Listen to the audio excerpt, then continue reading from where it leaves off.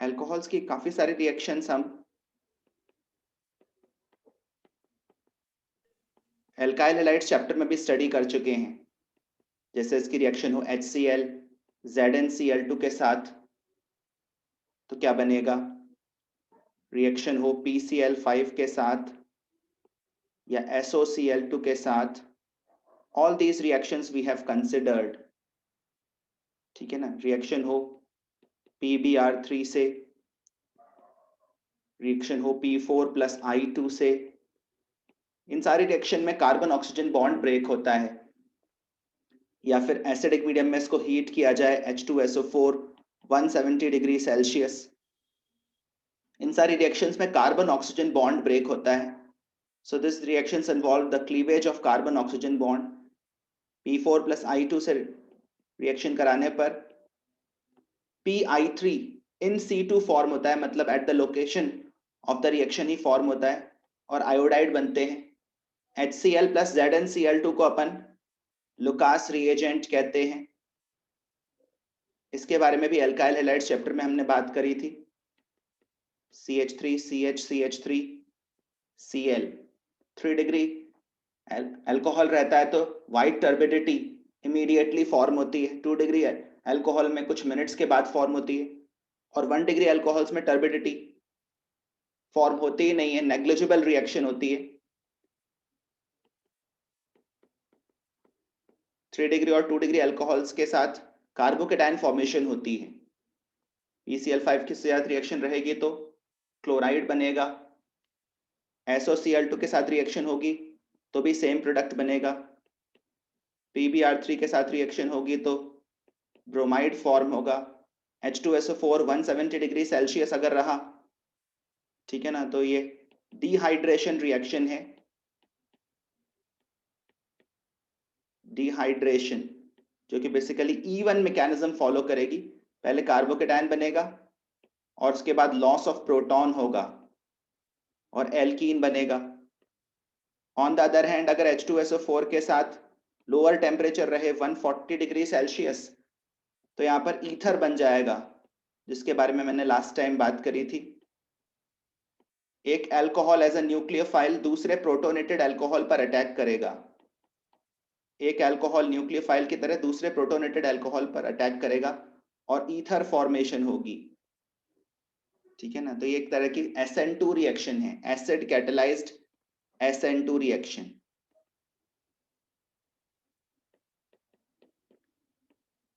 तो ये वो सब रिएक्शंस है जिनमें कार्बन ऑक्सीजन बॉन्ड का ब्रेकिंग इन्वॉल्व रहता है। Reactions involving cleavage of carbon oxygen bonds.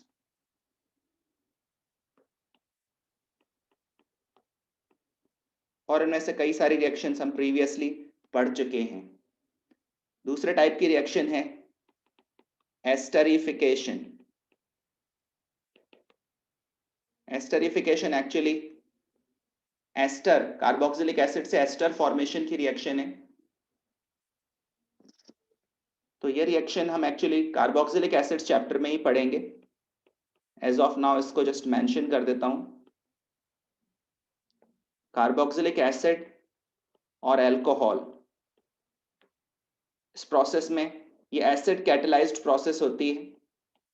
इस प्रोसेस में वाटर का लॉस होता है, एसिड का OH ग्रुप और अल्कोहल का H, एसिड का OH और अल्कोहल का H मिलकर वाटर के फॉर्म में निकलते हैं, RC double bond O OR dash, alkyl alkanoate ester बनता है, साथ साथ वाटर भी फॉर्म होता रहता है। तो ये रिएक्शन एक्वस मीडियम में हो रही है। अगर हम वाटर को रिमूव करते जाएं, सिस्टम से वाटर को रिमूव करते जाएं तो ये रिएक्शन फॉरवर्ड डायरेक्शन में जाती है अकॉर्डिंग टू लीच एटेलियर्स प्रिंसिपल। वैसे ये रिएक्शन रिवर्सिबल है। एसिडिक मीडियम में ही एस्टर, एसिडिक मीडियम में पानी और डाल दोगे ना तो एस्टर हाइड्रोलाइज होकर कार्बोक्सिलिक एसिड और अल्कोहल में बदल जाएगा। और अगर वाटर रिमूव करते जाओगे तो एसिड और अल्कोहल कंबाइन करके एस्टर बनाते जाएंगे। तो वाटर ऐड करने से और वाटर रिमूव करने से इस रिएक्शन का डायरेक्शन चेंज होता है। वाटर ऐड करोगे तो रिएक्शन बैकवर्ड जाएगी, वाटर रिमूव करोगे तो फॉरवर्ड जाएगी। यही रिएक्शन कार्बोक्सिलिक एसिड के एक डेरिवेटिव,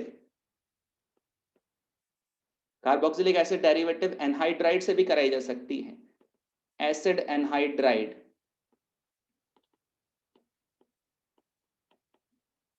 ठीक है, प्लस अल्कोहल, ये भी एसिड कैटेलाइज्ड रिएक्शन ही है। इसमें भी ऑक्सीजन जो है ना वो अल्कोहल वाली साइड से आएगा। अगर ये 18 मास नंबर वाला ऑक्सीजन हो तो एस्टर के अंदर जो आपको C डबल बॉन्ड हो O R डैश में, R डैश के साथ अटैच्ड जो ऑक्सीजन दिखेगा वो 18 मास नंबर वाला दिखेगा। ठीक है ना, तो ये एल्काइल पार्ट जो है इससे अटैच्ड ऑक्सीजन जो है ना ये अल्कोहल से आता है। ये बात जब आप मैकेनिज्म पढ़ोगे तो आपको और क्लियर हो जाएगी।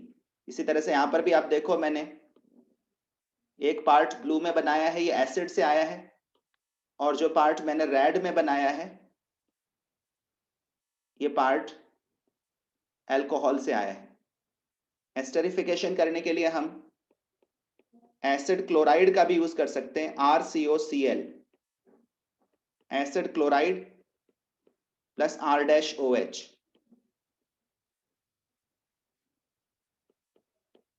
R-OH, ये वाली रिएक्शन भी रिवर्सिबल होती है। इसको एक बेस पेरिडीन की प्रेजेंस में कराया जाता है। Pyridine is a weak base. इस वाली रिएक्शन में इफेक्टिवली क्लोरीन और H मिलकर HCl का लॉस होता है। ये रिएक्शन भी अपन कार्बोक्सिलिक एसिड नाम के चैप्टर में पढ़ेंगे, इसका मैकेनिज्म पढ़ेंगे। ठीक है, RC डबल बॉन्ड O वाला पार्ट तो एसिड क्लोराइड से आ रहा है और OR डैश वाला पार्ट अल्कोहल से आ रहा है, from alcohol, from acid chloride या एसाइल क्लोराइड।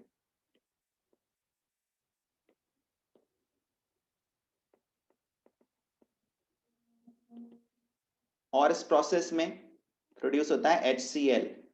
ये जो HCl है ना, इसको कंज्यूम करने के लिए ये पेरिडीन ऐड करते हैं। HCl is consumed by the weak base pyridine। और जब ये HCl कंज्यूम होता जाता है, मतलब प्रोडक्ट एक तरह से कंज्यूम हो रहा है, और अगर प्रोडक्ट कंज्यूम होगा तो रिएक्शन फॉरवर्ड डायरेक्शन में ड्राइव होगी अकॉर्डिंग टू ली-चाटेलियस प्रिंसिपल। क्योंकि ये रिएक्शन रिवर्सिबल है, इसको हम फॉरवर्ड डायरेक्शन में फोर्स करना चाहते हैं, इसलिए हम HCl नाम के प्रोडक्ट को कंज्यूम करवाते रहेंगे जिससे ये रिएक्शन आगे बढ़ती रहे। तो ये एक और रिएक्शन है अल्कोहल्स की। इसके ज्यादा डिटेल्स, इसके मैकेनिज्म्स हम नेक्स्ट चैप्टर जो है carboxylic acid and it's derivatives उसमें डिस्कस करेंगे। ठीक है, इसके अलावा जो एक और टाइप की रिएक्शन जो सर से एसोसिएटेड है, हाँ नीरज बोलो। सर ये एस्टरिफिकेशन एक बार थोड़ा सा वापस बताना। एस्टरिफिकेशन एसिड कार्बोक्सिलिक एसिड और अल्कोहल से मिलकर होता है, या एसिड एनहाइड्राइड और अल्कोहल से मिलकर होता है, या फिर एसिड क्लोराइड और अल्कोहल से मिलकर होता है।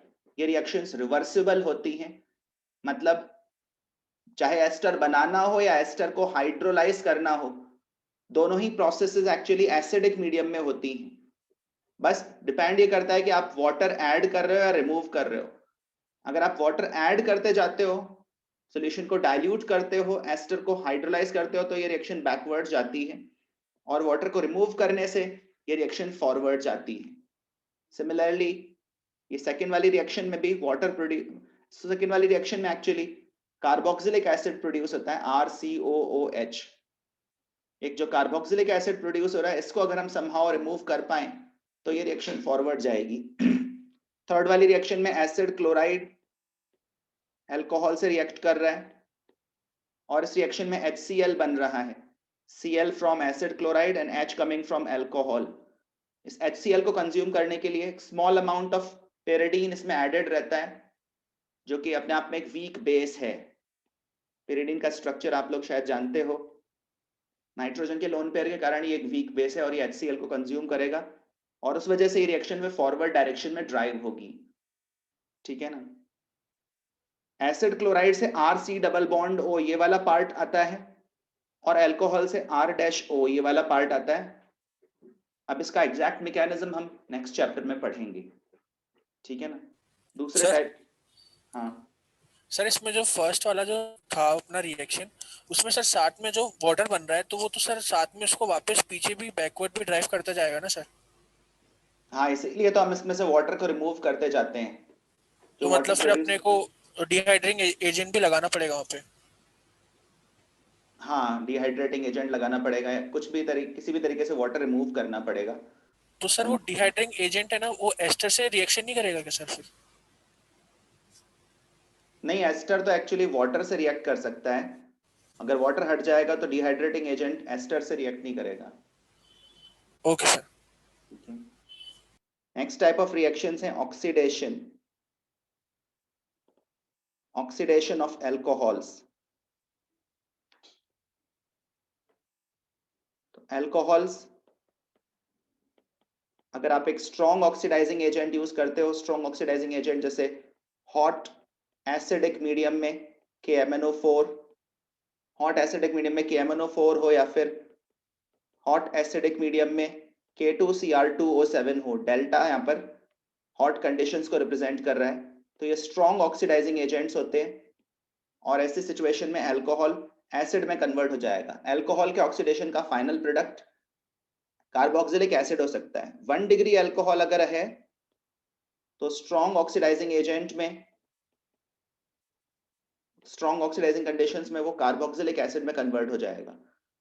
असल में जब तक ये जो अल्फा हाइड्रोजन है ना, इस अल्फा हाइड्रोजन पर जब तक हाइड्रोजन प्रेजेंट होते हैं ना, तब तक ऑक्सीडेशन पॉसिबल होता है। अब इस कार्बोक्सिलिक एसिड के बनने के बाद ये जो फंक्शनल कार्बन है, इस फंक्शनल कार्बन पर अब हाइड्रोजन प्रेजेंट नहीं है, इस वजह से अब इसका फर्दर ऑक्सीडेशन पॉसिबल नहीं है। अगर हम इसको कार्बोक्सिलिक एसिड से कम एक्सटेंट तक ऑक्सीडाइज करना चाहें तो हमें एक वीकर ऑक्सीडाइजिंग एजेंट यूज करना पड़ेगा, जिसके लिए हम एनहाइड्रस कंडीशंस में क्रोमिक ऑक्साइड यूज करते हैं। Anhydrous chromic oxide CrO3। और ये 1 डिग्री अल्कोहल्स को एल्डिहाइड्स में ऑक्सीडाइज करता है। अल्कोहल्स का ऑक्सीडेशन होता है तो पहले एल्डिहाइड्स बनते हैं, और एल्डिहाइड्स का अगर हम फर्दर ऑक्सीडेशन कर दें तो कार्बोक्सिलिक एसिड्स बन सकते हैं। पर CrO3 थोड़ा माइल्ड ऑक्सीडाइजिंग एजेंट है, और इस केस में ऑक्सीडेशन एल्डिहाइड तक ही होता है। इससे भी माइल्डर ऑक्सीडाइजिंग एजेंट पिरिडीनियम क्लोरोक्रोमेट है। पिरिडीनियम क्लोरोक्रोमेट, शॉर्ट में PCC। इसका स्पेसिफिक यूज सिर्फ 1 डिग्री अल्कोहल्स को एल्डिहाइड्स में कन्वर्ट करना ही है। 1 डिग्री अल्कोहल्स को एल्डिहाइड्स में कन्वर्ट करने के लिए पिरिडीनियम क्लोरोक्रोमेट का यूज किया जाता है। ये एक माइल्ड या रिलेटिवली वीक ऑक्सीडाइजिंग एजेंट है, ठीक है ना।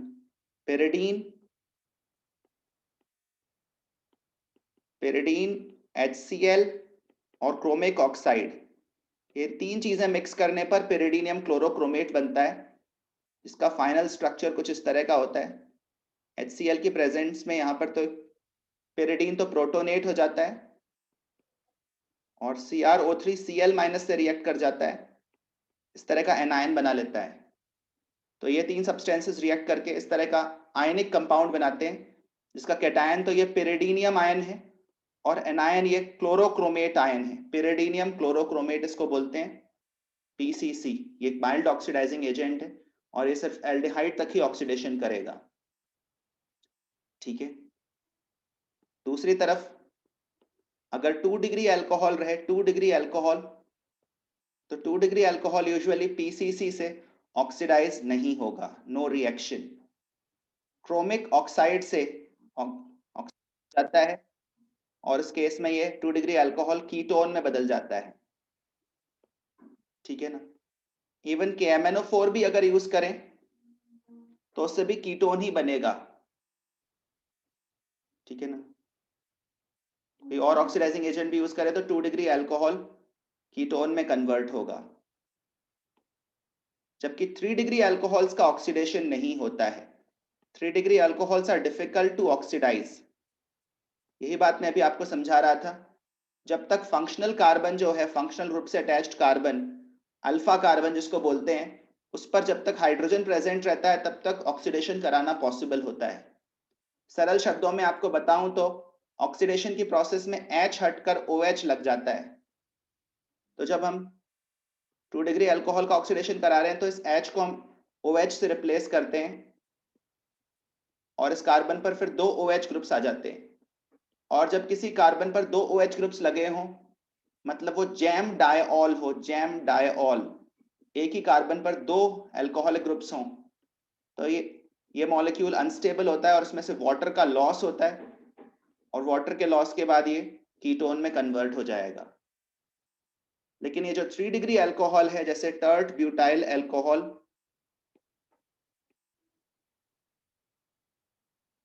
इसमें तो अल्फा कार्बन पर कोई हाइड्रोजन ही नहीं है।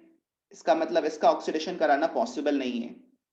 नॉर्मल कंडीशंस में CrO3 हो या H2CrO4 हो, H2CrO4 को क्रोमिक एसिड कहते हैं, ये भी एक ऑक्सीडाइजिंग एजेंट है। कुछ बुक्स में इसको जोन्स रिएजेंट कहते हैं, जोन्स रिएजेंट। 3 डिग्री अल्कोहल्स का ऑक्सीडेशन एक्चुअली नहीं होता है। 3 degree alcohols are difficult to oxidize. हाँ, अगर हम बहुत ही विगरस कंडीशंस यूज करें, बहुत ही स्ट्रॉन्ग ऑक्सीडाइजिंग कंडीशंस यूज करें, तो फिर आसपास वाले कार्बन कार्बन बॉन्ड्स ब्रेक हो जाते हैं और फिर कंपाउंड से वेरियस ऑक्सीडेशन प्रोडक्ट्स मिलते हैं, carbon dioxide and different carboxylic acids. बहुत ही स्ट्रॉन्ग कंडीशंस में ये टूट जाएगा और टूट कर ऑक्सीडाइज होगा।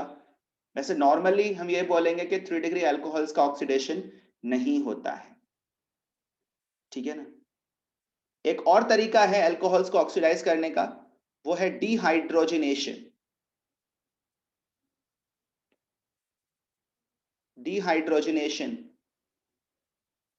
Of alcohol vapours.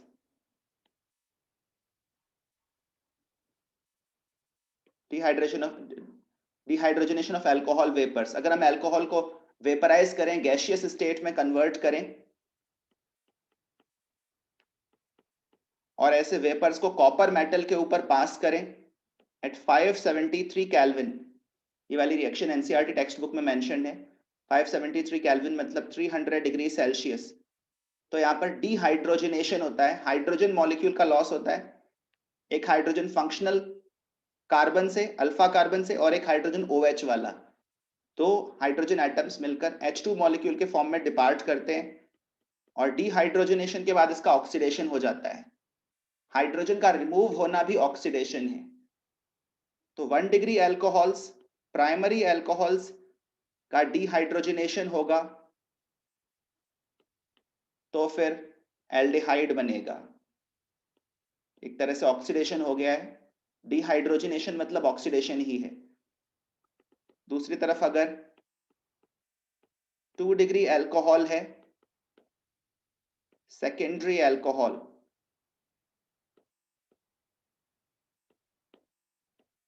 उसका डिहाइड्रोजनेशन करें 573 केल्विन पर, तो फिर से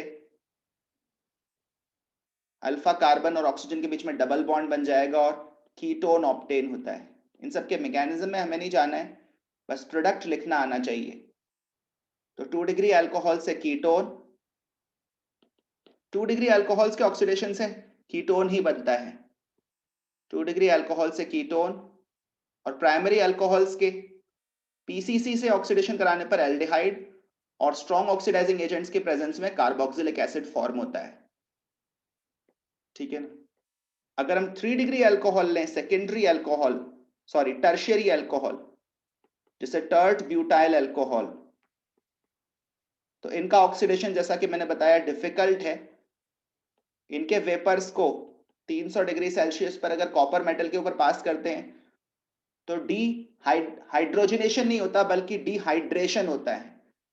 तो यहाँ पर डिहाइड्रेशन हो जाएगा। 3 डिग्री अल्कोहल्स से वैसे भी एक स्टेबल कार्बोकेटायन बनता है और 3 डिग्री अल्कोहल्स में हाई टेम्परेचर पर डिहाइड्रेट होने की टेंडेंसी ऑब्जर्व की गई है। तो यहाँ पर डिहाइड्रेशन हो जाएगा।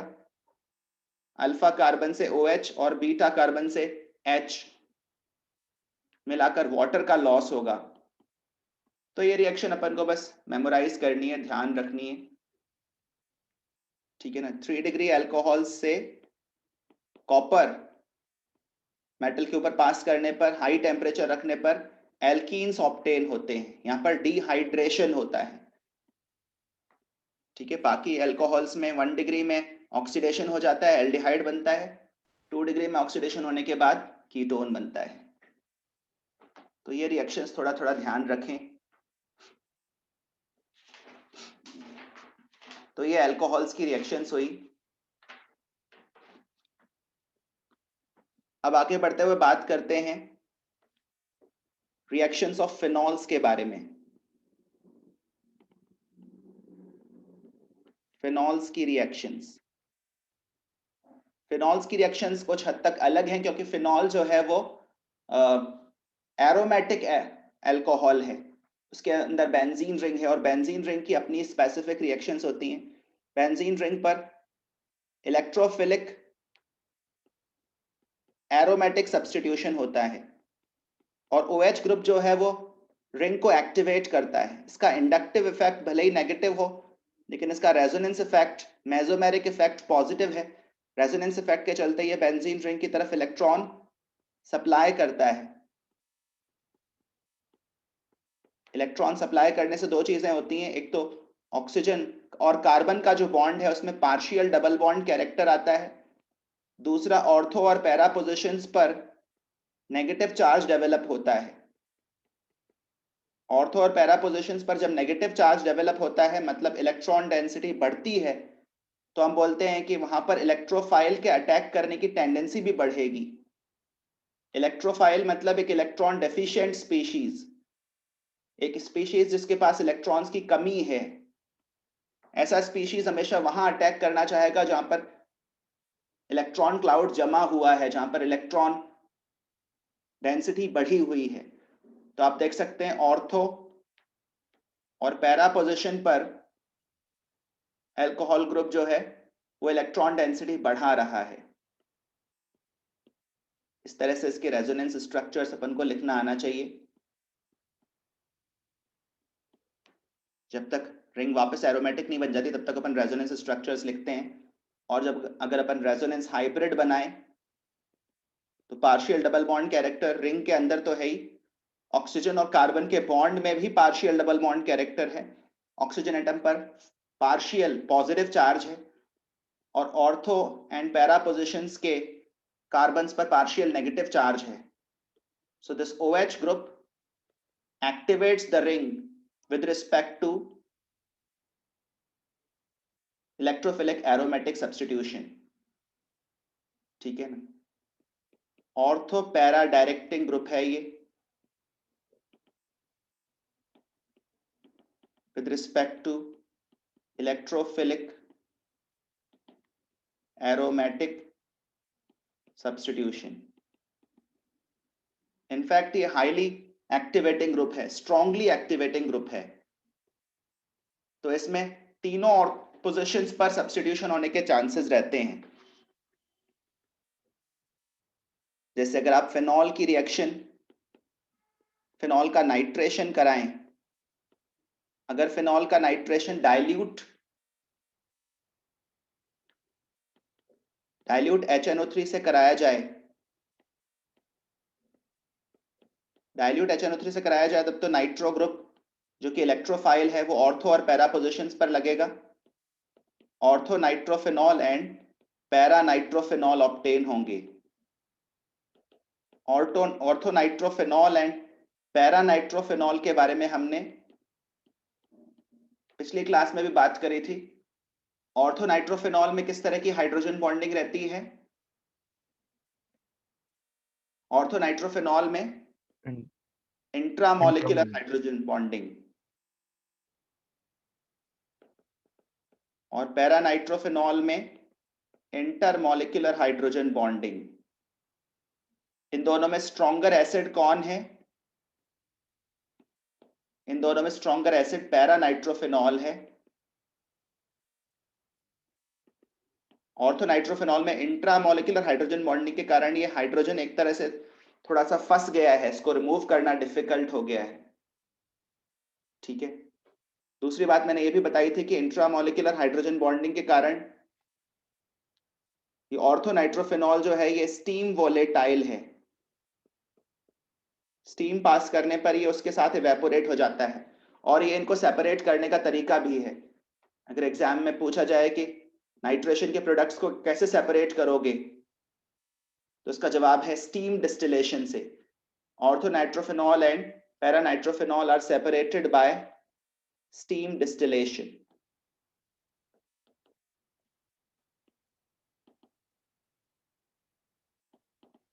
स्टीम डिस्टिलेशन से इनको सेपरेट कर सकते हैं। दूसरी तरफ अगर हम कॉन्सेंट्रेटेड HNO3 लेकर चलें, कॉन्सेंट्रेटेड HNO3, तो ये फिनॉल एक हाईली एक्टिवेटिंग ग्रुप है और कॉन्सेंट्रेटेड HNO3 की प्रेजेंस में तीनों पोजीशंस पर सब्स्टिट्यूशन हो जाता है। हालांकि NO2 अपने आप में एक स्ट्रांगली डीएक्टिवेटिंग ग्रुप है, NO2 स्ट्रांगली डीएक्टिवेटिंग ग्रुप है, लेकिन फिर भी OH के एक्टिवेटिंग इफेक्ट के कारण तीनों पोजीशंस पर सब्स्टिट्यूशन हो सकता है concentrated HNO3 as a medium लेने पर, और तब हमें एक सिग्निफिकेंटली स्ट्रॉन्ग एसिड मिलता है जिसको अपन कॉमनली पिक्रिक एसिड कहते हैं। इसके बारे में भी मैंने लास्ट टाइम मेंशन किया था, ठीक है ना। इसके पिक्रिक एसिड के प्रिपरेशन का एक दूसरा बेटर रूट जो एनसीईआरटी टेक्स्ट बुक में बताया गया है वो ये है। एनसीईआरटी टेक्स्ट बुक के अकॉर्डिंग आजकल पिक्रिक एसिड बनाने का जो बेटर यील्ड में पिक्रिक एसिड बनाने का तरीका ये है कि पहले हम सल्फोनेशन कर दें, H2SO4 की मदद से पहले सल्फोनिक एसिड ग्रुप लगा दें, ठीक है ना, 2 और 3 पोजीशन पर। तो इसको बोलते हैं 2,4 डाइसल्फोनिक एसिड, फिनॉल 2,4 डाइसल्फोनिक एसिड।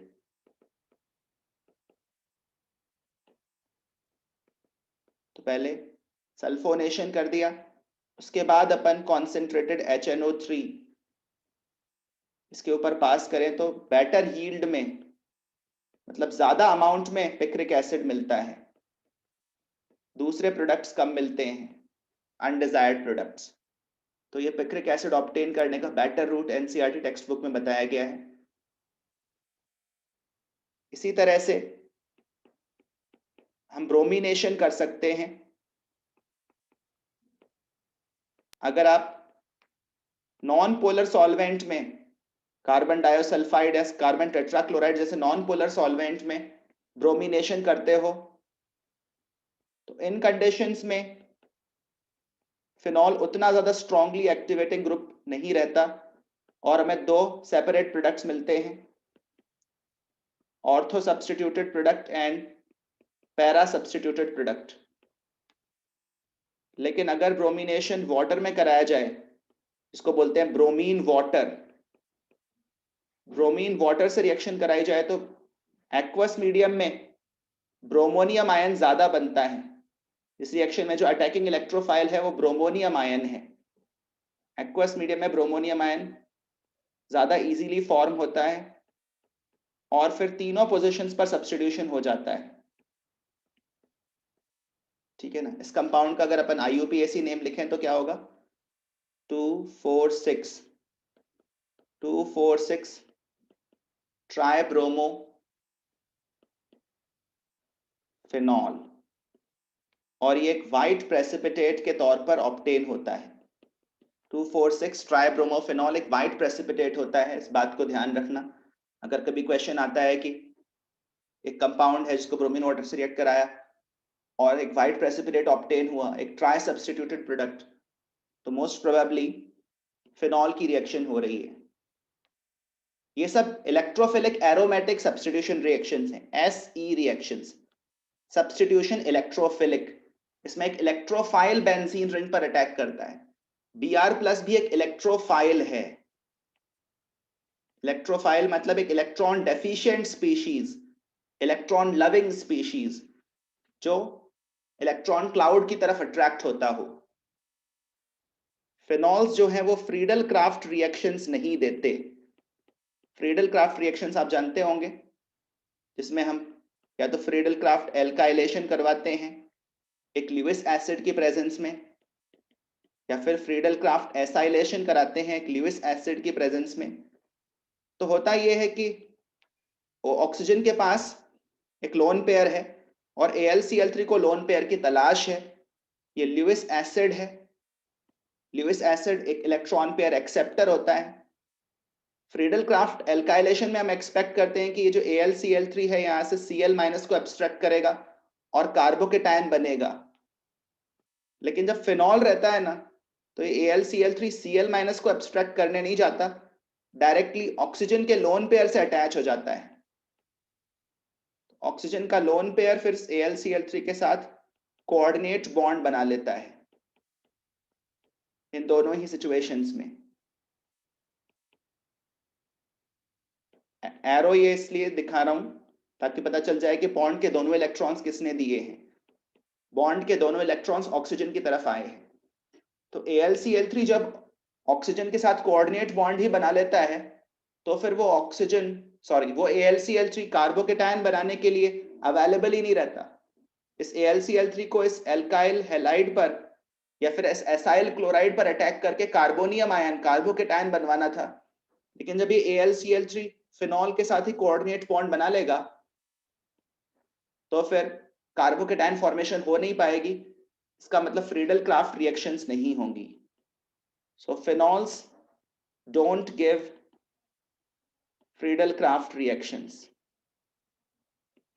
और यही बात एनिलीन के लिए भी ट्रू है।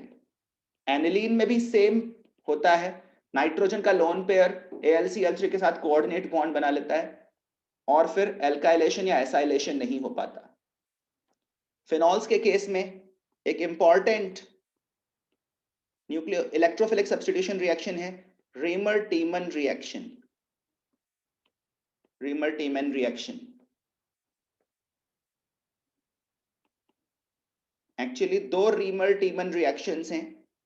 एनसीईआरटी टेक्स्ट बुक में एक ही मेंशन्ड है। सर हाँ बोलो।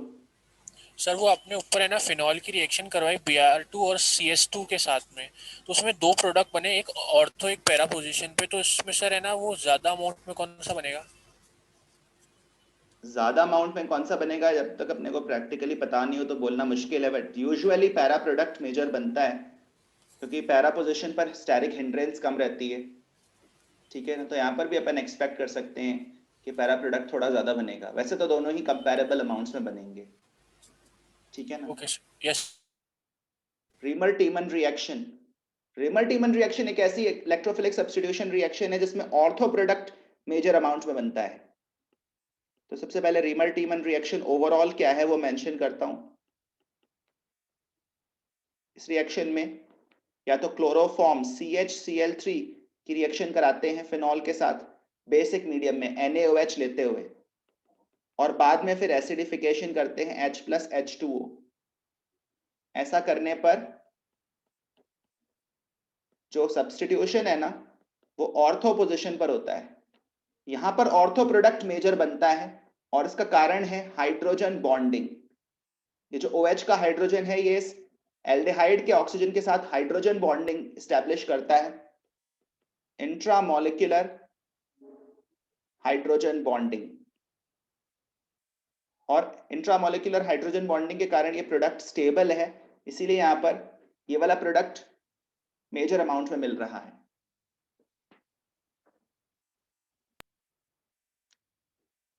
Sorry for the interruption. मेरी आवाज आ रही है आपके पास? बीच में थोड़ा नेटवर्क ब्रेक हो गया था आई थिंक। Yes sir. तो ये मैं बोल रहा था कि जो कंपाउंड है ये ऑर्थो सब्स्टिट्यूटेड है और ये मेजर प्रोडक्ट के रूप में हमें मिल रहा है because of intramolecular hydrogen bonding. इसको अपन कॉमनली बोलते हैं सैलिसिल्डिहाइड, ये इसका कॉमन नेम है। सैलिसिल्डिहाइड में इंट्रामोलिक्यूलर हाइड्रोजन बॉन्डिंग प्रेजेंट है। और एक दूसरी रीमर-टीमन रिएक्शन होती है जो एनसीईआरटी टेक्स्ट बुक में तो मेंशन नहीं है लेकिन हमें जाननी चाहिए, वो CCl4 के साथ है। CCl4 इन बेसिक मीडियम और इसमें भी ऑर्थो सब्स्टिट्यूटेड प्रोडक्ट ही मेजर प्रोडक्ट के तौर पर ऑब्टेन होता है। यहाँ पर COOH मिलता है, COOH, ठीक है ना। यहाँ पर भी इंट्रामोलिकुलर हाइड्रोजन बॉन्डिंग प्रेजेंट रहती है। इस कंपाउंड को बोलते हैं सैलिसिलिक एसिड। ये कंपाउंड्स मेडिसिनल इंपॉर्टेंस के कंपाउंड्स हैं। यहाँ से कुछ इंपॉर्टेंट मेडिसिन प्रिपेयर होती हैं। जैसे सैलिसिलिक एसिड से एस्टरिफिकेशन के बाद हम एसिटाइल सैलिसिलिक एसिड प्रिपेयर करते हैं, जिसको हम कॉमनली एस्पिरिन कहते हैं, ठीक है ना। CH3 C double bond O whole twice O acidic medium में। तो यहाँ पर acetyl group CH3 C double bond O group phenol वाले ऑक्सीजन के साथ एस्टर फॉर्म करता है। तो इस कंपाउंड को अपन बोलते हैं एसिटाइल, क्योंकि एसिटाइल ग्रुप सैलिसिलिक एसिड में लगा है इसलिए इसका नाम है एसिटाइल सैलिसिलिक एसिड। और कॉमनली इसको बोलते हैं एस्पिरिन। एस्पिरिन किस काम आता है ये तो आपको पता ही है, ठीक है ना। और ये एस्पिरिन फॉर्मेशन एक इंपॉर्टेंट रिएक्शन है, इसको जरूर ध्यान रखें, ये सैलिसिलिक एसिड से बनता है। चलिए इन रिएक्शंस के मैकेनिज्म्स पर थोड़ी बात करते हैं, रीमर-टीमन रिएक्शंस पर। इनके मैकेनिज्म्स के बारे में, इनके इंटरमीडिएट्स के बारे में थोड़ा पता होना जरूरी है। तो सबसे पहले फर्स्ट वाली रीमर-टीमन रिएक्शन पर बात कर रहा हूं। सबसे पहले तो बेसिक मीडियम है NaOH या KOH अपन ने डाला हुआ है, तो जो OH- आयंस हैं वो फिनॉल का एसिडिक हाइड्रोजन निकाल लेंगे, क्योंकि फिनॉल एसिडिक कैरेक्टर रखता है, NaOH के साथ रिएक्ट कर जाता है। ये बात मैंने लास्ट टाइम बताई थी। Phenol is soluble in NaOH, aqueous NaOH. Phenol is insoluble in water but dissolves in aqueous NaOH, क्योंकि वो रिएक्ट कर जाता है और इस तरह का फिनॉक्साइड आयन बन जाएगा। फिनॉक्साइड आयन बनने के बाद ये फिनॉक्साइड आयन रेजोनेंस स्टेबलाइज्ड है, ऑर्थो पैरा डायरेक्टिंग ग्रुप है। इसका एक रेजोनेंस स्ट्रक्चर लिखते हैं जिससे कि नेगेटिव चार्ज ऑर्थो पोजीशन पर पहुंच जाए। अब जब ये नेगेटिव चार्ज ऑर्थो पोजीशन पर पहुंच गया, अब इससे हम अटैक करवाएंगे। तो एक तरफ तो इस फिनॉल की कहानी चल रही है, दूसरी तरफ कहानी क्लोरोफॉर्म की भी है। क्लोरोफॉर्म के अंदर ये जो CCl3 ग्रुप है ना, ये एक इलेक्ट्रॉन विथड्रॉइंग ग्रुप है। ये CCl3 ग्रुप एक स्ट्रांगली इलेक्ट्रॉन विथड्रॉइंग ग्रुप है, जिसके चलते इस हाइड्रोजन पर सिग्निफिकेंट पार्शियल पॉजिटिव चार्ज है और ये हाइड्रोजन काइंड ऑफ एसिडिक है। तो OH- आयंस जो है ना, वो इस एसिडिक हाइड्रोजन को एब्स्ट्रैक्ट कर लेंगे, बाहर निकाल लेंगे और CCl3- आयन बनेगा, CCl3- आयन। और थोड़ा सा वार्म करने पर, थोड़ा सा हीट करने पर ये CCl3- आयन ब्रेक हो जाता है, इसमें से Cl- आयन बाहर निकल जाता है और बनता है CCl2। Cl- बाहर निकलने के बाद CCl2 बनता है। CCl2 के बारे में एक इंटरेस्टिंग बात यह है कि इसमें कार्बन पर एक लोन पेयर भी है और एक एम्प्टी ऑर्बिटल भी है, ठीक है ना। Cl- बाहर निकल गया, ध्यान से समझो। CCl3- में कार्बन की ऑक्टेट कंप्लीट थी, हीट करने पर ये वाला बॉन्ड ब्रेक हुआ, Cl- बाहर निकल गया। Cl- के बाहर निकलने के साथ ही इस कार्बन की ऑक्टेट इनकम्प्लीट रह गई है। कार्बन पर लोन पेयर भी है लेकिन फिर भी उसकी ऑक्टेट इनकम्प्लीट है। इसको बोलते हैं डाइक्लोरोकार्बीन। इस स्पीशीज को बोलते हैं डाइक्लोरोकार्बीन और ये अपने आप में एक इलेक्ट्रोफाइल है। इलेक्ट्रोफाइल इसलिए है क्योंकि इलेक्ट्रॉन डेफिशिएंट है, इसके पास एक एम्प्टी ऑर्बिटल है। तो ये दोनों बातें समझें। एक तरफ तो फिनॉल जो है ना वो फिनॉक्साइड आयन में कन्वर्ट हो गया और दूसरी तरफ CHCl3 जो है वो बेसिक मीडियम में डाइक्लोरोकार्बीन में कन्वर्ट हो गया। अब इस डाइक्लोरोकार्बीन के एम्प्टी ऑर्बिटल में फिनॉक्साइड आयन इलेक्ट्रॉन डोनेट करेगा, मतलब इलेक्ट्रोफाइल जो है वो जाकर बेंजीन रिंग पर अटैच हो जाएगा। इसके बाद ये स्पीशीज बनेगा, इस तरह का स्पीशीज। एक हाइड्रोजन है यहाँ पर और ये CCl2 यहाँ पर लग गया। CCl2 के यहाँ पर अटैच होते ही कार्बन पर नेगेटिव चार्ज आ जाएगा, क्योंकि कार्बन को इलेक्ट्रॉन्स का गेन हो रहा है। यहां तक की बातें समझ में आ रही हैं आपको? और फिर क्या होता है, ये जो नेगेटिव चार्ज वाला कार्बन है यहाँ से H+ को एब्स्ट्रैक्ट कर लेगा, ध्यान से समझना। इस H+ को जैसे ही निकाल लेगा यहाँ से, तो ये 2 इलेक्ट्रॉन, इस बॉन्ड के 2 इलेक्ट्रॉन फ्री हो जाएंगे और वो उधर साइडवेज ओवरलैप करेंगे और ये बॉन्ड ब्रेक होगा। इस तरह से इलेक्ट्रॉन का फ्लो हम दिखाएंगे और फिर बेंजीन रिंग की एरोमेटिसिटी रिज्यूम हो जाएगी, CHCl2 बन जाएगा। इसके बाद KOH का जो OH- है वो यहाँ पर न्यूक्लियोफिलिक सब्स्टिट्यूशन करेगा। देखो ये एक एल्काइल हैलाइड जैसा ग्रुप बन रहा है बेंजाइलिक पोजीशन पर। इसके कार्बन का एक क्लोरीन जो है वो OH- आयन से रिप्लेस हो जाएगा। OH- से जब रिप्लेस हो जाएगा तो यहाँ पर CHOHCl, मतलब न्यूक्लियोफिलिक सब्स्टिट्यूशन हो गया एक तरह से, SN2 रिएक्शन, न्यूक्लियोफिलिक सब्स्टिट्यूशन।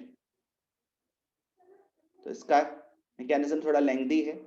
फिर यहाँ से लोन पेयर इधर ओवरलैप करने जाएगा और क्लोराइड फिर से डिपार्ट करेगा। तो फाइनली यहाँ पर CHO ग्रुप क्रिएट हो जाएगा, C double bond OH plus and H, इस तरह का ग्रुप क्रिएट हो जाएगा। बेसिक मीडियम में यहाँ से H+ निकल जाएगा, तो O- और C डबल बॉन्ड OH, ये मॉलिक्यूल ऑक्टेन होगा। तो ये पूरा मैकेनिज्म है, एक बार आप फिर से देख लीजिए। सबसे पहले फिनॉल का H+ निकला, फिनॉक्साइड आयन बना। दूसरी तरफ क्लोरोफॉर्म से H+ एब्स्ट्रैक्ट किया गया, CCl3- बना, CCl3- ब्रेक हुआ, डाइक्लोरोकार्बीन बना। ट्राइक्लोरोकार्बीन एक इलेक्ट्रोफाइल है, इसको इलेक्ट्रॉन की तलाश थी, तो इसके ऊपर फिनॉक्साइड आयन ने इलेक्ट्रॉन डोनेशन किया जिससे ये स्पीशीज बना। ये बनने के बाद बेंजीन रिंग की एरोमेटिसिटी अपन को वापस रिज्यूम करा देनी है। देखो ये एरोमेटिसिटी रिज्यूम हो गई। उसके बाद न्यूक्लियोफिलिक सब्स्टिट्यूशन करना है। न्यूक्लियोफिलिक सब्स्टिट्यूशन करने के बाद सारे स्टेप एक के बाद एक नेचुरली आपको समझ में आते जाएंगे। फाइनली OH- एक और H+ एब्स्ट्रैक्ट करेगा और ये स्पीशीज बनेगा। ये तो पहली प्रोसेस है, और जब ये बन जाए तो उसके बाद हम सॉल्यूशन को एसिडिफाई कर देंगे जिससे कि वापस फिनॉल ग्रुप रिक्रिएट हो जाए। तो ये बन गया सैलिसिल्डिहाइड। ये अपनी फर्स्ट प्रोसेस है। होपफुली आपको ये प्रोसेस समझ में आ रही है। सर हाँ, किसी को कुछ पूछना है? सर यहाँ पे जो सेकेंड लास्ट स्टेप हुआ था, तो इसमें जो नेगेटिव और पॉजिटिव चार्ज है सर, ये दोनों रिपेल करेंगे ना एक दूसरे को। तो अगर यही रिएक्शन अगर ऑर्थो की जगह पैरा पे होए तो ज़्यादा स्टेबल बनना चाहिए सारा। नेगेटिव और पॉजिटिव एक दूसरे को रिपेल क्यों करेंगे, बल्कि वो तो अट्रैक्ट करेंगे। ये बात समझ में आ रही? और ऑर्थो पोजीशन पर इस OH ग्रुप के हाइड्रोजन और एल्डिहाइड ग्रुप के ऑक्सीजन के बीच में हाइड्रोजन बॉन्डिंग हो पाती है, और उस हाइड्रोजन बॉन्डिंग के कारण ये ऑर्थो प्रोडक्ट ज्यादा स्टेबल होता है। हाँ सर, वो मतलब अगर वो दोनों अट्रैक्ट कर रहे तो वो वाला जो H है, तो सर वो वाला हाइड्रोजन बॉन्डिंग होनी चाहिए ऑक्सीजन के साथ। तो फिर से बोलना। सर जो ये दोनों अट्रैक्ट कर रहे, तो यहाँ पे जो OH- जो हाइड्रोजन एक्सट्रैक्ट कर रहा है, तो उसकी ये जगह वो, H+ एब्स्ट्रैक्ट कर रहा है, H+। हाँ सर, तो वो है वाला H+ वो ऑक्सीजन क्यों नहीं ले रहा है? क्योंकि बेसिक नेगेटिव। मीडियम में तो उसको O- के फॉर्म में ही रहना है। बेसिक मीडियम में फिनॉल जनरेट नहीं हो सकता। बेसिक मीडियम में तो फिनॉक्साइड आयन ही रहेगा। जब हम बाद में एसिडिफाई करेंगे तब जाके फिनॉक्साइड आयन को H+ मिलेगा। ठीक है ना? बेसिक मीडियम जब तक है तब तक O पर माइनस चार्ज ही रहेगा फिनॉल में। ठीक है? यस हाँ तनिष्क, कुछ पूछना है? सर सर मैं ये पूछ रहा था कि वो SN2 जो रिएक्शन हो रही है उसके बाद से मेरे को समझ में नहीं आया क्या हुआ। CHCl2 यहाँ पर बन गया, यहाँ तक समझ में आ गया क्या? हाँ सर वहां तक तो आ गया। तो ये कार्बन पर क्लोरीन लगा हुआ है, 2 क्लोरीन लगे हुए हैं इनफैक्ट, तो इसको आप एक एल्काइल हैलाइड की तरह ही ट्रीट कर सकते हो। और इसमें न्यूक्लियोफिलिक सब्स्टिट्यूशन हो रहा है, OH minus as a nucleophile chlorine को सब्स्टिट्यूट कर रहा है, तो यहाँ पर एक OH लग गया। फिर इस OH का जो ये ऑक्सीजन का लोन पेयर है ना, ये इस कार्बन के साथ साइडवेज ओवरलैप करना चाह रहा है और यही इधर से इस क्लोराइड को डिपार्ट करवा रहा है। तो क्लोराइड डिपार्ट करेगा और इस ऑक्सीजन का लोन पेयर साइडवेज ओवरलैप करेगा, जिससे डबल बॉन्ड बन जाए। और जब ऐसा होगा तो फिर इस ऑक्सीजन पर फॉर्मल पॉजिटिव चार्ज आ जाएगा। फॉर्मल पॉजिटिव चार्ज वाला ऑक्सीजन अनस्टेबल होता है, इस वजह से ये OH माइनस इसका H प्लस एब्स्ट्रैक्ट कर लेगा। ये बस मैकेनिज्म है, इसको अपन को लिख लिख के सीखना है। इसी तरह के स्टेप्स यहाँ पर होते हैं। दूसरी वाली जो प्रोसेस है सेकेंड रीमर टीमन रिएक्शन, उसमें CCl4।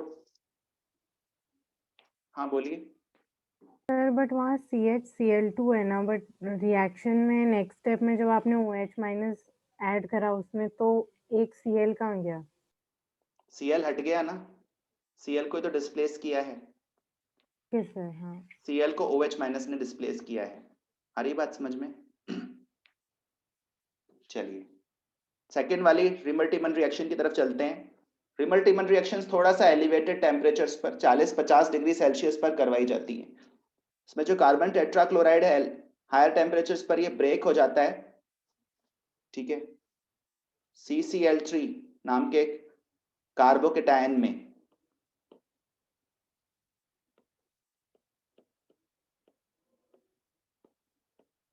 और Cl माइनस,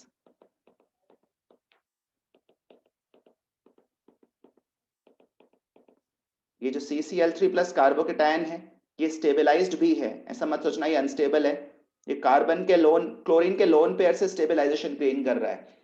क्लोरीन का लोन पेयर इसके एम्प्टी ऑर्बिटल में इलेक्ट्रॉन डोनेट करेगा, इस वजह से ये trichloro methyl carbocation resonance stabilized है। ट्राइक्लोरो मिथाइल कार्बोकेटायन बनेगा जो कि रेजोनेंस स्टेबलाइज्ड है। और पिछली वाली प्रोसेस की तरह यहाँ भी फिनॉक्साइड आयन बनेगा, बेसिक मीडियम में फिनॉल का H प्लस निकल जाएगा। इस फिनॉक्साइड आयन का जब एक रेजोनेंस स्ट्रक्चर लिखेंगे तो यहाँ पर नेगेटिव चार्ज आ जाएगा ऑर्थो पोजीशन पर।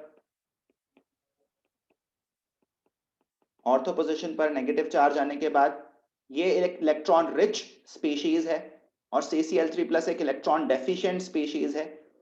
Electron rich species electron deficient species की तरफ इलेक्ट्रॉन रिलीज करेगा, डबल बॉन्ड O, इस तरह से यहां पर ये CCl3 ग्रुप अटैच हो जाएगा। और फिर से यहां पर लास्ट वाले रिएक्शन की तरह ही न्यूक्लियोफिलिक सब्स्टिट्यूशन होगा। पिछली बार 2 Cl थे, इस बार 3 है, तो ये जो OH माइनस आयन है यहाँ पर एक क्लोराइड को डिपार्ट करवाएगा। एक क्लोराइड के डिपार्चर के बाद COH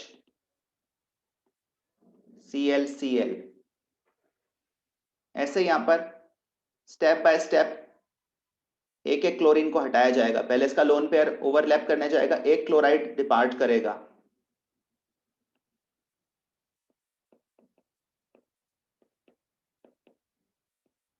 COH प्लस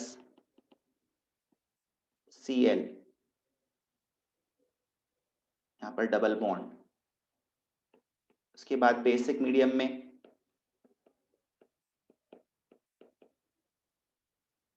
ये OH ये Cl, H प्लस इधर से निकल जाएगा, बेसिक मीडियम में H प्लस एब्स्ट्रैक्ट हो जाएगा, तो यहाँ पर डबल बॉन्ड आ जाएगा, C डबल बॉन्ड OCl। फिर C डबल बॉन्ड OCl में OH माइनस आयन फिर से अटैक करेगा एज अ न्यूक्लियोफाइल, और इस बार दूसरे वाले क्लोराइड को डिपार्ट करवाएगा, O माइनस, कार्बन पर O माइनस, एक और OH और ये Cl। तो इसके कई सारे स्टेप्स हैं। ये O माइनस फिर से इधर ओवरलैप करने जाएगा और क्लोराइड डिपार्ट करेगा। तो ये सारा मैकेनिज्म आपको अपने लेवल पर एक बार लिख कर देखना पड़ेगा। C double bond O, OH आ गया। बेसिक मीडियम है तो इस कार्बोक्सिलिक एसिड का H प्लस भी निकल जाएगा, double bond O, COO minus. और फिर बेसिक मीडियम के ही कारण ये वाला H प्लस भी निकलेगा, लोन पेयर क्रिएट होगा और वापस एरोमेटिसिटी रिज्यूम होगी। जितने भी एसिडिक हाइड्रोजन है वो सब एब्स्ट्रैक्ट होते रहेंगे क्योंकि मीडियम बेसिक है। ये वाला हाइड्रोजन भी एक तरह से एसिडिक ही है क्योंकि जो एनायन बन रहा है वो फिर रेजोनेंस स्टेबलाइज्ड हो रहा है। H प्लस निकालने पर अगर एनायन रेजोनेंस स्टेबलाइज्ड हो, इसका मतलब वो एसिडिक हाइड्रोजन था। उसके बाद अपन प्रोटोनेशन कर देंगे और सैलिसिलिक एसिड बन जाएगा। तो ये सेकेंड वाली रिएक्शन का मैकेनिज्म है जिसमें ट्राइक्लोरोमिथाइल कार्बोकेटायन बनता है और फिर एक एक करके CCl3 ग्रुप के तीनों क्लोरीन डिपार्ट कर जाते हैं और कार्बोक्सिलिक एसिड ग्रुप बनता है। ये सारा मैकेनिज्म आप खुद से लिखकर देखोगे तभी आपको कॉन्फिडेंस आएगा। सैलिसिलिक एसिड यहाँ पर मेजर प्रोडक्ट के फॉर्म में मिलेगा, para substituted product minor product के फॉर्म में मिलेगा। एक और रिएक्शन जो इलेक्ट्रोफिलिक सब्स्टिट्यूशन रिएक्शन ही है फिनॉल की, उसका नाम है कोल्ब्स रिएक्शन या कोल्ब्स कार्बोक्सिलेशन। उसको कोल्ब्स कार्बोक्सिलेशन भी कहते हैं। कोल्ब्स इलेक्ट्रोलिसिस एक अलग रिएक्शन है और कोल्ब्स कार्बोक्सिलेशन एक अलग रिएक्शन है। Okay sir. कोल्ब्स इलेक्ट्रोलिसिस तो एक्चुअली एल्केन्स के प्रिपरेशन की रिएक्शन है जो आपने 11th के एनसीईआरटी में पढ़ी होगी। तो कोल्ब्स कार्बोक्सिलेशन, इसमें भी सैलिसिलिक एसिड ऑब्टेन किया जाता है फिनॉल से। इसमें कार्बन डाइऑक्साइड को यूज करते हैं as an electrophile. Carbon dioxide को यूज करते हैं बेसिक मीडियम में KOH या NaOH के साथ और बाद में न्यूट्रलाइजेशन के लिए एसिड ऐड करते हैं। इसके अंदर भी सैलिसिलिक एसिड ही ऑब्टेन होता है as a major product. Salicylic acid obtained as a major product. तो इसमें फिर से बेसिक मीडियम अगर है तो पहले तो फिनॉल का H प्लस निकल जाएगा, फिनॉक्साइड आयन बन जाएगा। फिनॉक्साइड आयन जो बन गया उसका रेजोनेंस स्ट्रक्चर लिखकर ऑर्थो पोजीशन पर नेगेटिव चार्ज ले आओ। ये चीजें आप जितनी बार लिखोगे उतना ही आपको स्टेप्स मेमोराइज होंगे। ध्यान रहे ये चीजें सिर्फ देखने से याद नहीं रहेंगी, एक दो बार तो लिखना ही पड़ेगा। फिर ये जो कार्बन डाइऑक्साइड है ना, इसमें जो सेंट्रल कार्बन है इस पर significant amount of partial positive charge है। यही इलेक्ट्रॉन डेफिशिएंट एंड है इसका और इसके ऊपर ये नेगेटिव चार्ज अटैक करेगा। इसके अटैक करने के साथ ही एक पाई बॉन्ड को टूटना भी पड़ेगा क्योंकि कार्बन जो है ना वो 5 बॉन्ड्स तो बना नहीं सकता, तो एक पाई बॉन्ड को तो ब्रेक होना ही पड़ेगा। इसके बाद double bond O, C double bond O, O minus, इस तरह का एनायन बन जाएगा। यहाँ पर अभी एक हाइड्रोजन है लेकिन बेसिक मीडियम में यह हाइड्रोजन बाहर निकल जाएगा क्योंकि ये एसिडिक हाइड्रोजन है। इसको अपन एसिडिक हाइड्रोजन इसलिए बोल सकते हैं क्योंकि जब हम इसको बाहर निकालते हैं, बेस से एब्स्ट्रैक्ट करवाते हैं, तो जो एनायन बनता है वो रेजोनेंस स्टेबलाइज्ड है। देखो रेजोनेंस स्टेबलाइज्ड है, इस वजह से ये H प्लस निकल सकता है। H प्लस निकलेगा, फिर जो एनायन बनेगा उसका रेजोनेंस स्ट्रक्चर इस तरह से लिखेंगे और नेगेटिव चार्ज वापस ऑक्सीजन पर पहुंच जाएगा। इस तरह से एरोमेटिसिटी भी रिज्यूम हो जाएगी और ये एनायन बन जाएगा। और उसके बाद बस आप एसिडिफाई कर दो, हाइड्रोलाइज कर दो एसिडिक मीडियम में, तो अपन सैलिसिलिक एसिड पर पहुंच जाएंगे। तो ये फिनॉल के कुछ इंपॉर्टेंट रिएक्शंस हैं। रिमर-टिमन रिएक्शन, CHCl3 के साथ सैलिसिल्डिहाइड और CCl4 के साथ सैलिसिलिक एसिड। कोल्ब्स कार्बोक्सिलेशन भी ध्यान रखें। इसके अलावा फिनॉल के एक दो स्पेशल रिएक्शंस और हैं। रिडक्शन ऑफ फिनॉल, फिनॉल को जिंक की मदद से हम रिड्यूस कर सकते हैं। जिंक डस्ट ये वर्ड यूज किया जाता है किताबों में। अगर फिनॉल को जिंक डस्ट के साथ रिएक्शन कराएं, पाउडर्ड फॉर्म ऑफ जिंक के साथ, तो फिनॉल रिड्यूस होकर बेंजीन में कन्वर्ट हो जाता है, साथ साथ जिंक ऑक्साइड ऑब्टेन होता है। तो ये रिडक्शन ऑफ फिनॉल की रिएक्शन अपन ध्यान रख सकते हैं। इसके अलावा एक और इंपॉर्टेंट रिएक्शन है बेंजोक्विनोन फॉर्म करने की। उसमें Na2Cr2O7 सोडियम डाइक्रोमेट के साथ रिएक्शन होती है और बाद में एसिडिफाई करते हैं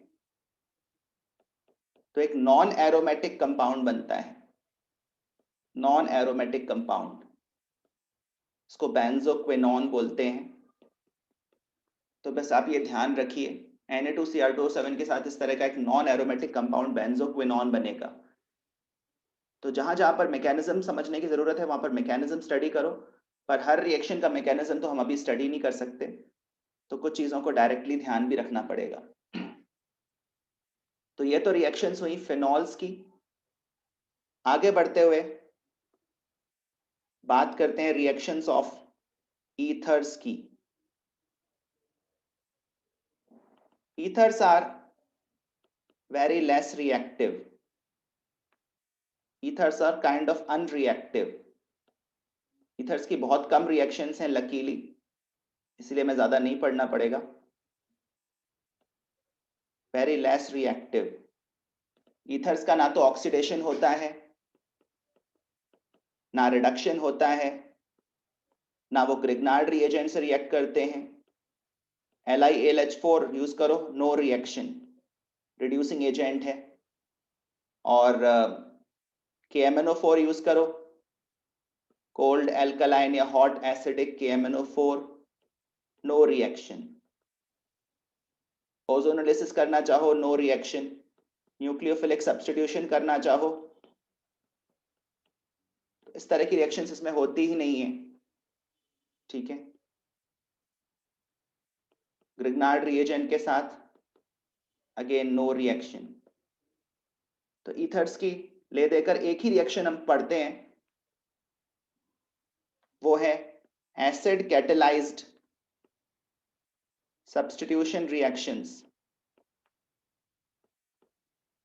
acid catalysed nucleophilic substitution of ethers.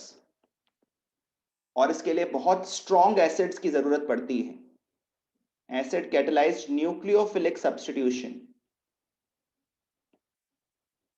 and this is carried out by concentrated HI or concentrated HBr।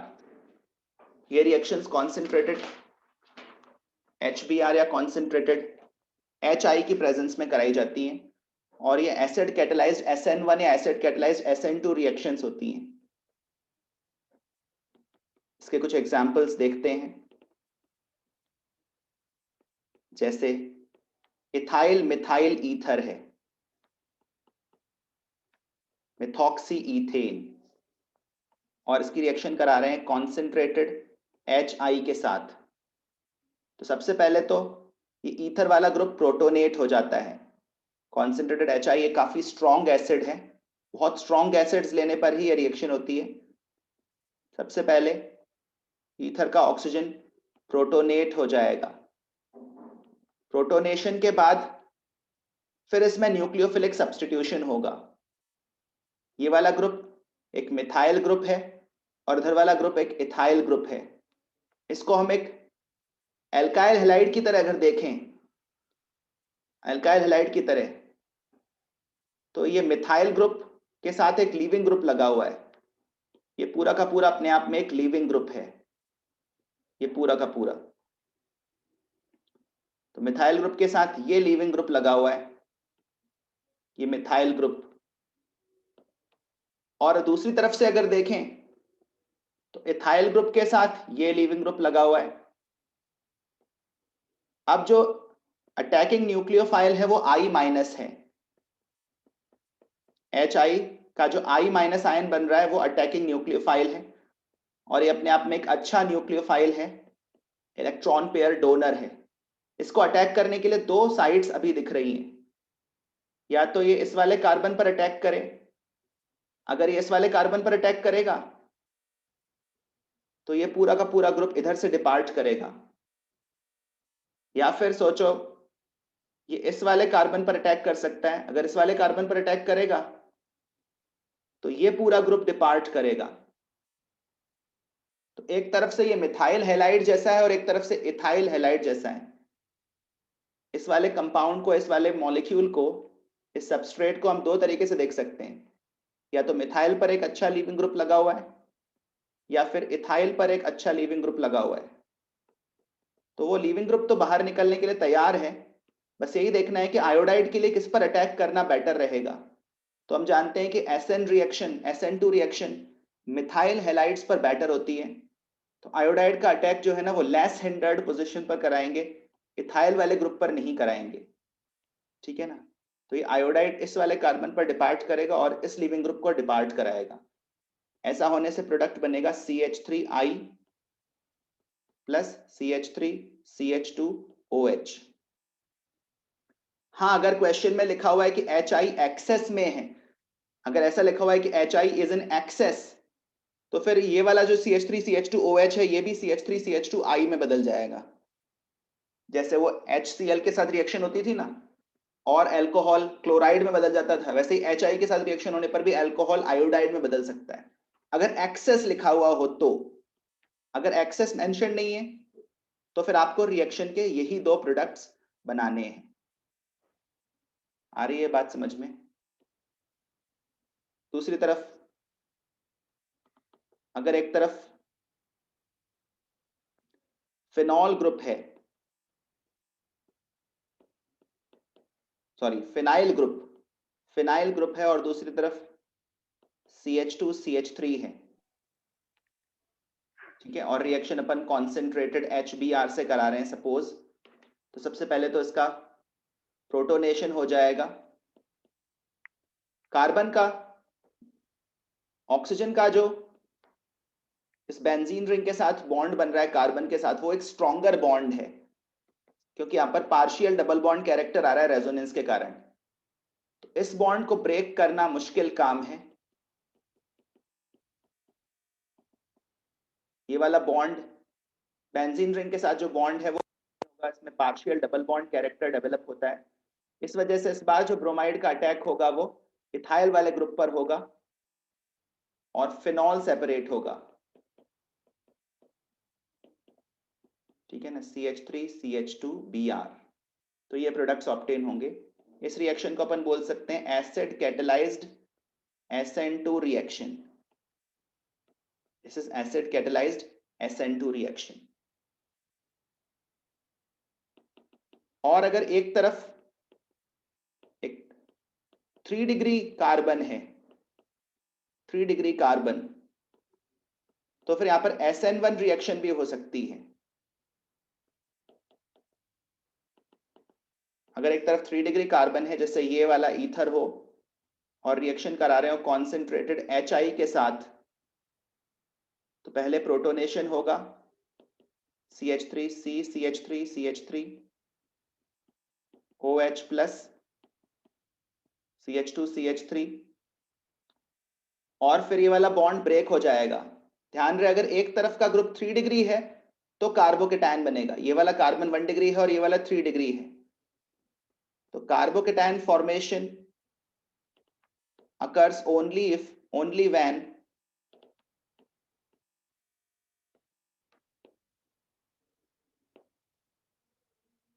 alkyl group on one side is 3 degree. On one side is 3 degree. Tertiary alkyl group हो, otherwise carbocation नहीं बनेगा. तो अगर एक तरफ tertiary group है तो carbocation बनेगा, और यहां पर एसिड कैटेलाइज्ड SN1 रिएक्शन होगी. कार्बोकेटायन बना, दूसरी तरफ का बॉन्ड ब्रेक हो गया, CH3 CH2 OH बन गया, और कार्बोकेटायन बनने के बाद आयोडाइड फिर इस पर अटैक करेगा, और फिर टर्ट ब्यूटाइल आयोडाइड ऑब्टेन होगा. टर्ट ब्यूटाइल आयोडाइड, एक तरफ से टर्ट ब्यूटाइल आयोडाइड और एक तरफ से इथाइल अल्कोहल. ये दो प्रोडक्ट्स ऑब्टेन होंगे. हाँ, अगर एक्सेस ऑफ HI दे रखा है तो इथाइल आयोडाइड भी बन जाएगा. तो कॉन्सेंट्रेटेड HI या HBr की प्रेजेंस में ईथर्स का क्लीवेज होता है, ब्रेकिंग होता है, और वो एसिड कैटेलाइज्ड होता है. यहाँ पर दो तरह के मैकेनिज्म्स फॉलो होते हैं, एसिड कैटेलाइज्ड SN2 रिएक्शन या फिर एसिड कैटेलाइज्ड SN1 रिएक्शन. ये वाला रिएक्शन अपने आप में एक एसिड कैटेलाइज्ड SN1 रिएक्शन है. ये बात होपफुली आपको समझ में आ रही होगी. तो ईथर्स की मेनली यही रिएक्शन है. इसके प्रोडक्ट्स लिखने की अपन को कुछ प्रैक्टिस करनी चाहिए. तो यही अल्कोहल्स, फिनॉल्स और ईथर्स के रिएक्शंस थे जो मैंने आपके साथ डिस्कस किए. इसके अलावा रिएक्शंस की कुछ प्रैक्टिस, एग्जांपल्स का डिस्कशन, और मिथेनॉल और इथेनॉल के बारे में कुछ डिस्कशन अपन नेक्स्ट क्लास में करेंगे, और फिर एल्डिहाइड्स एंड कीटोन्स पर बात करना शुरू करेंगे. तो चैप्टर तो ऑलमोस्ट हो ही गया है, पर आप क्वेश्चंस अपनी तरफ से प्रैक्टिस करो, और कुछ सिलेक्टेड क्वेश्चंस का डिस्कशन मैं नेक्स्ट क्लास में करूंगा.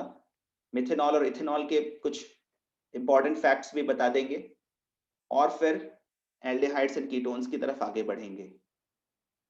ठीक है, तो आज के लिए अपन इतना ही रखते हैं. मिलते हैं नेक्स्ट सेशन में. आप लोग मेहनत करिए. जब तक अपनी तरफ से एफर्ट नहीं करोगे तब तक हमारा ये एफर्ट भी काम नहीं आएगा. So please work hard and please ask for any assistance if it is required. Thank you everyone.